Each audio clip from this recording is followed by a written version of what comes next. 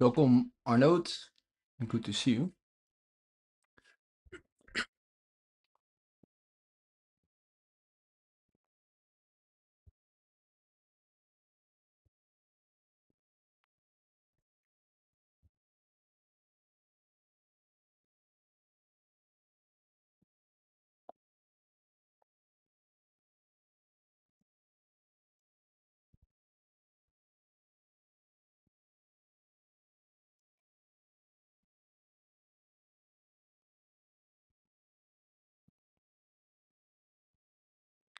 And welcome Lisa as well.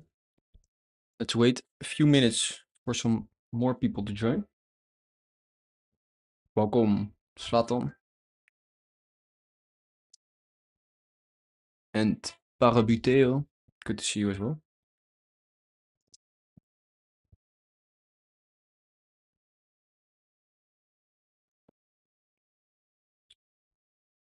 And welcome Cesar, good to see you as well.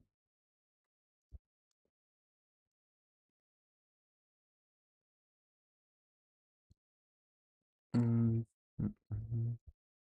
So locally we have some interesting price action. We bounced exact from the level, but we had we did had 2-minute structure here, but I wasn't behind the screen.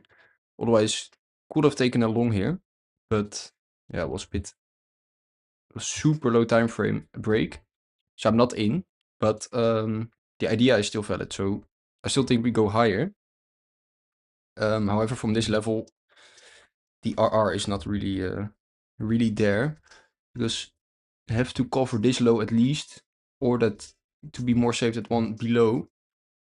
And then target is a weekly high. So that's a 1R. That's not what I want. So I'm not gonna trade it right now. But the setup itself was pretty clean. Welcome back, Turbo, as well. Good to see you. Because essentially we had overnight a super clean, it's all pretty low time frame, but it's still nice to see that the models show up.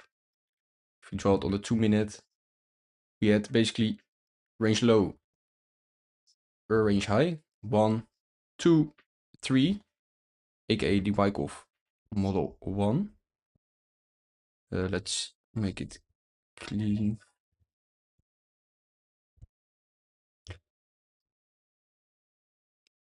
Yeah, look, this. Wait 1 minute.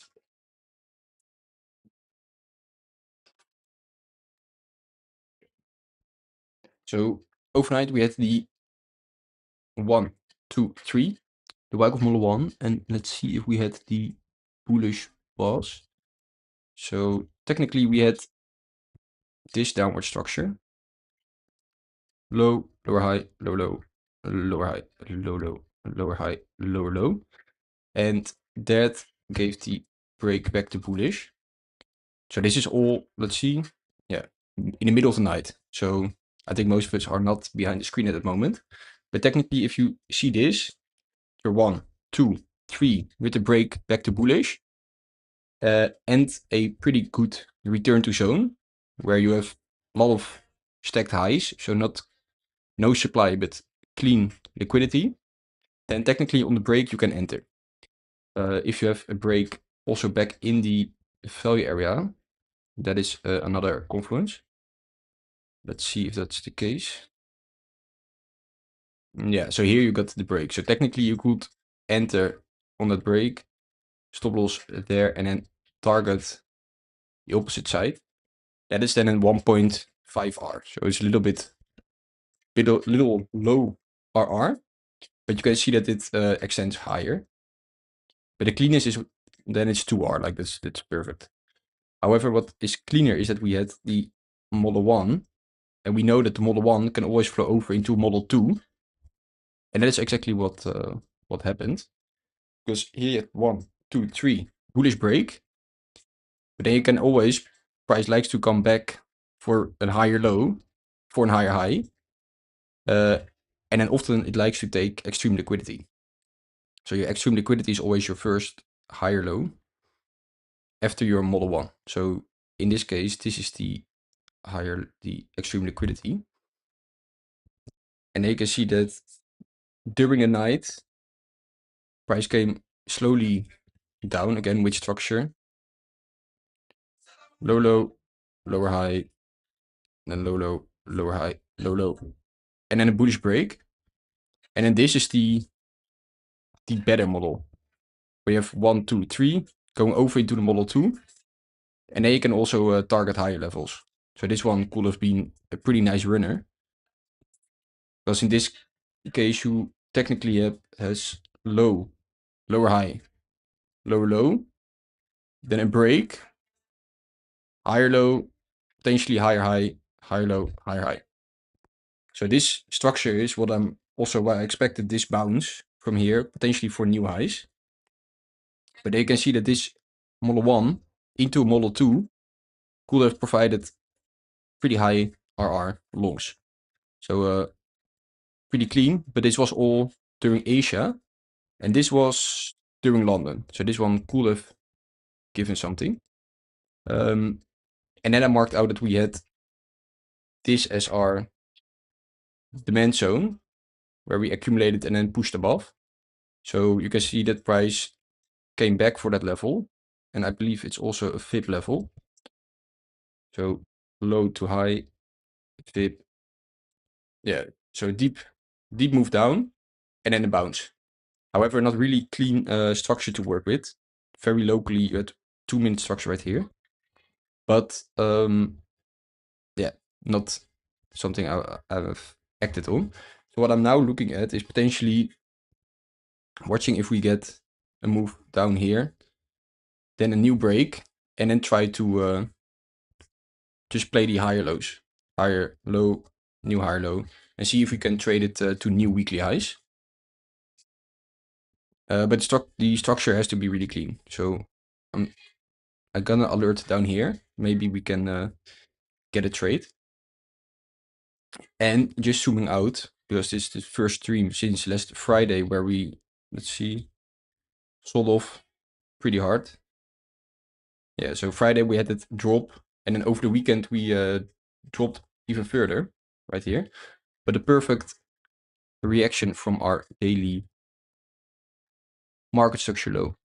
As we can see, we already broke lower time frame structures back to bearish, but the most significant daily structure was here, high, higher low, higher high, higher low, higher high. And we always know that at important levels, the reaction is really important. So either you break below it, or almost break it, or you swing fail it, which is in this case a perfect example of a good swing fail, where liquidity is taken and then buyers directly step in, protecting the level.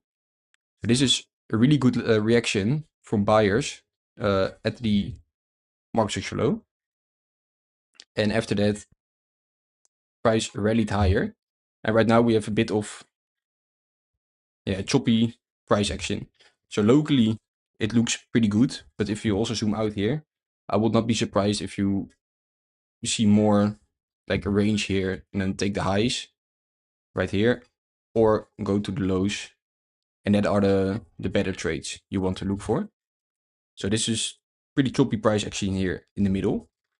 And the more important levels are this. You can basically draw it from this high, but also here locally. Like the most important structure is low, lower high, lower low. So this is our internal bearish structure.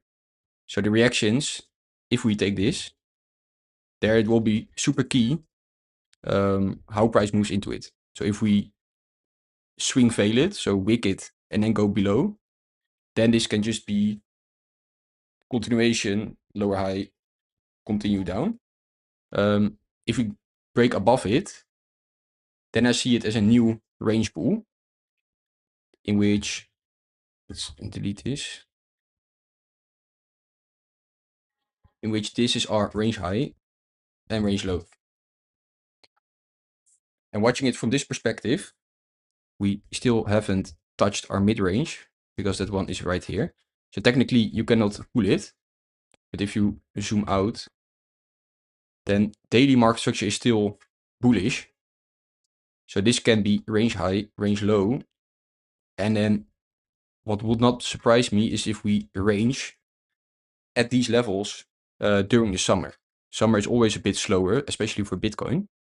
So what if this is a new mega range in the making for the coming weeks? It's still too early because we haven't touched the mid-range, but it's something I could see develop. And then we know that these are the discount levels of the range. So that's where I'm interested in longs. And this is premium. So that's short.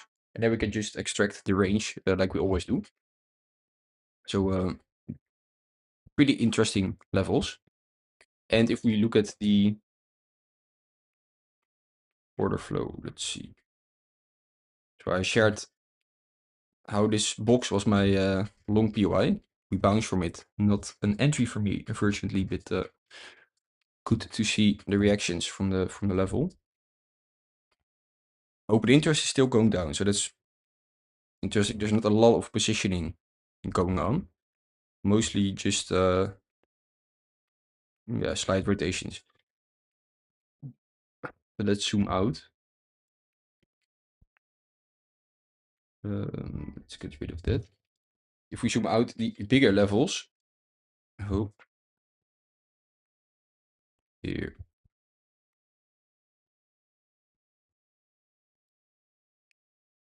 So this is our current high, potentially the range high. This is our current low, potentially the range low. And then on the upside, we have some single prints, and price always likes to fill them sooner or later. So I think that we can aim for those levels. And it can be on a few ways, in which the first one is we get that move down. Then we have a daily point of control right here. And then potentially I'm interested in higher lows right here for the move into those single prints. If that happens, then we have that new range in which this is then potentially higher low, then fill that level. And then we have a confirmed new range with range high, range low. And then we can just look at the extreme levels for high probability trades.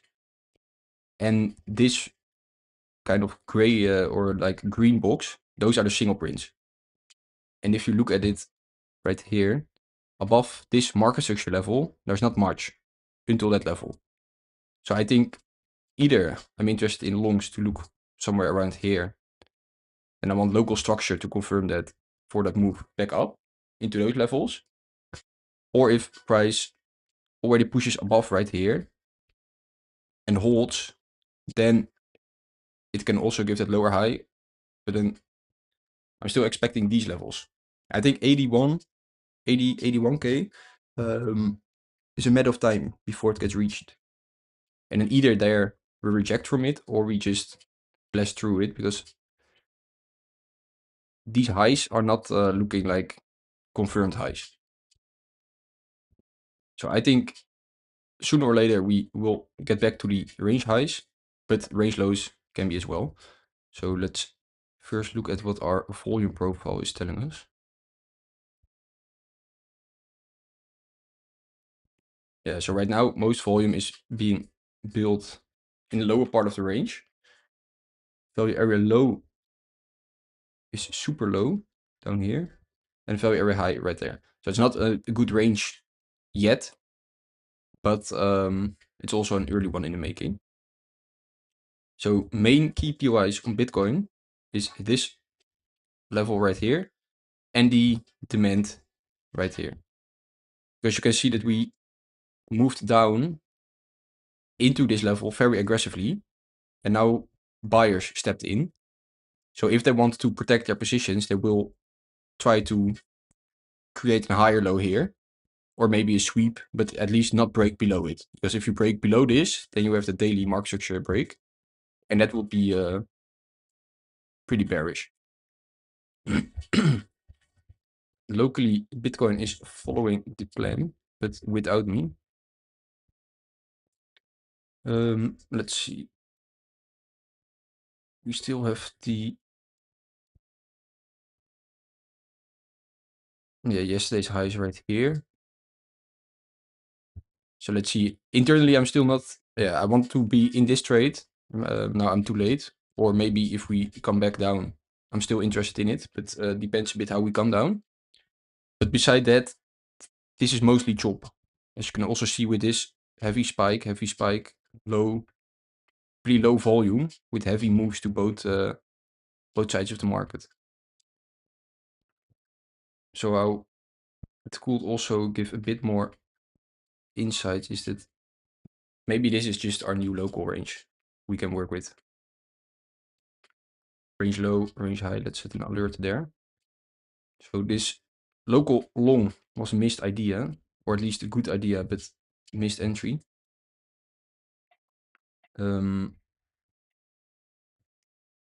If we come back down into this demand, maybe it still can let me in, but I don't think it will.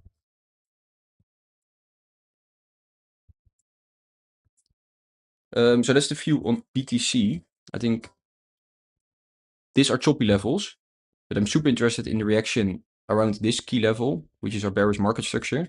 And it can always give nice trades. So if you feel to break above that level, then it's a key market structure level. If it aligns with, for example, a local 3 drive right here, then it's a super clean short back to here. If we break above it, then we can look for shorts from here. In longs, either I'm interested in that local long place, as I shared this morning, but high probability ones are from this demand. So I just have alerts, at least I'm going to set them right now, in this demand and at this key level and at this key level. Welcome Sido and Dylan. Good to see you guys. So let's see what BTC has in store for us. Then USDT, I have to put off these. We still have that model 1 in play. So we had the 1, the 2, then the 3, and that one broke back in the range, technically confirming this as our low and this as the high, until proven otherwise. Also, if we look at the structure from the low up, then the 4-hour structure is pretty clean. We have high, higher low, higher high, higher low, higher high, higher low, higher high, higher low, and then a strong move up from here, higher high. So this red line, together with the anchored VWAP from this low, this will be super key. So if we see tap demand and then reaction from it, then it can just be liquidity grab before higher. But if we start closing below this level on the 4-hour, then that shows that the bullish trend from the lows up is breaking back to bearish. If you are truly bullish, so if this trend is expected to go higher, then you should not break 4-hour structure back to bearish. So this will be pretty clean key level to see what happens. Sweep it, and then it can still go higher. But if we break below it, then a lower high for a lower low becomes much more likely. However, for now, structure is still bullish, so cannot get excited yet. And we also have some clean demand levels below it. So you can also tap it, react from it, and then still go higher.